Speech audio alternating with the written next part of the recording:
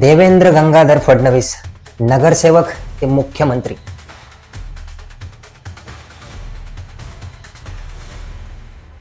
नागपूरच्या प्राचीन रस्त्यांपासून ते थेट मुंबईच्या मंत्रालयापर्यंत एका तरुणाचा प्रवास जो विद्यार्थी नेता म्हणून सुरू झाला आणि थेट महाराष्ट्राच्या मुख्यमंत्री पदापर्यंत जाऊन पोहोचला।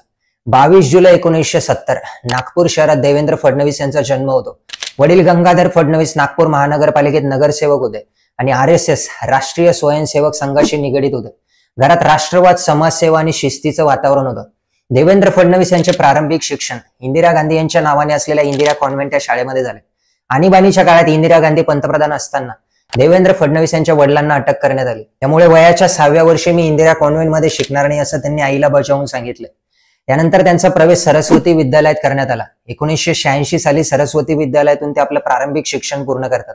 त्यानंतर ते धरमपेठ कनिष्ठ महाविद्यालयातून उच्च माध्यमिक शिक्षण घेतात। नंतर नागपूर विद्यापीठातून कायद्याची पदवी घेतात। 1992 साली ते आपली कायद्याची पदवी मिळवतात। नंतर जर्मनी येथून methods and techniques of business management मध्ये डिप्लोमा करतात। यासोबतच 1998 साली डहलम स्कूल ऑफ बिझनेस मॅनेजमेंट मध्ये कोर्स पूर्ण करतात। 22व्या वर्षी 1992 मध्ये ते नागपूर महानगरपालिकेचे सर्वात तरुण नगरसेवक बनतात आणि फक्त 5 वर्षांनंतर नागपूर महानगरपालिकेचे महापौर सुद्धा बनतात। त्यानंतर ते नागपूर पश्चिम विधानसभा मतदारसंघातून पहिल्यांदा निवडून येतात। त्यांच्या भाषणातील शैली आणि अभ्यासू दृष्टिकोनामुळे ते स्वतःचं एक वेगळं स्थान निर्माण करतात। त्यानंतर ते 2013 मध्ये भाजपच्या महाराष्ट्र प्रदेश अध्यक्ष पदावर पोहोचतात आणि या क्षणापासून त्यांच्या नेतृत्वाचा एक नवा अध्याय सुरू होतो। 31 ऑक्टोबर 2014 महाराष्ट्र राज्यामध्ये पहिल्यांदा भारतीय जनता पक्षाचा मुख्यमंत्री निवडून येतो आणि देवेंद्र फडणवीस महाराष्ट्राचे दुसरे सर्वात तरुण मुख्यमंत्री म्हणून शपथ घेतात। मुख्यमंत्री असताना जलयुक्त शिवार योजना, मेट्रो प्रकल्प, मुंबई नागपूर समृद्धी महामार्ग, स्मार्ट सिटी मिशन आणि डिजिटल महाराष्ट्र यासारखे प्रकल्प पार पाडतात। 5 वर्ष उलटतात आणि वर्ष येतं 2019। भारतीय जनता पक्ष आणि शिवसेना अलायन्स करतात आणि बहुमताने विजय मिळवतात। 23 नोव्हेंबर 2019 रोजी महाराष्ट्राची अर्धवट जनता झोपेत असताना सकाळी 7 वाजता देवेंद्र फडणवीस महाराष्ट्राचे मुख्यमंत्री तर अजित पवार उपमुख्यमंत्री म्हणून शपथ घेतात। पण त्वरित शरद पवार जाहीर करतात की अजित पवारांचा निर्णय पक्षाचा नव्हे तर वैयक्तिक आहे। अजित पवारांकडे बहुमत नसल्यामुळे फडणवीसांना फक्त 3 दिवस म्हणजेच 80 घंट्यांनंतर मुख्यमंत्री पदाचा राजीनामा देतात आणि सर्वात कमी वेळ मुख्यमंत्री राहण्याचा विक्रम प्रस्थापित करतात। इकडे उद्धव ठाकरे यांची शिवसेना, राष्ट्रवादी काँग्रेस आणि काँग्रेस हे तिघां मिळून महाविकास आघाडीचा सरकार प्रस्थापित करतात आणि उद्धव ठाकरे महाविकास आघाडीचे मुख्यमंत्री बनतात। देवेंद्र फडणवीस आणि भारतीय जनता पक्षासाठी हा सगळ्यात टफेस्ट टाइम म्हणून समोर येतो।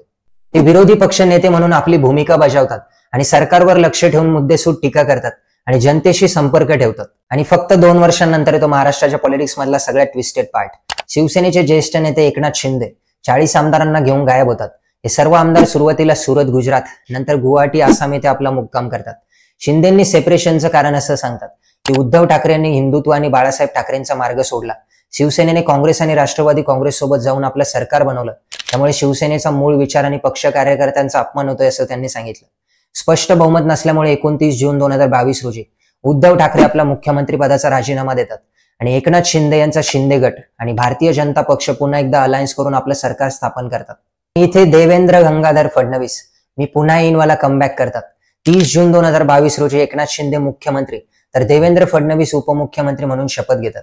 वर्ष येतं 2024। महाराष्ट्र विधानसभा निवडणूक। भारतीय जनता पक्ष, शिंदे गट आणि अजित पवार यांच्या नेतृत्वातील महायुती सरकार 288 पैकी 235 जागांवर बहुमत मिळवतात। भारतीय जनता पक्षाला 132, शिंदे गटाला 57 तर अजित पवार यांना 41 जागा मिळतात।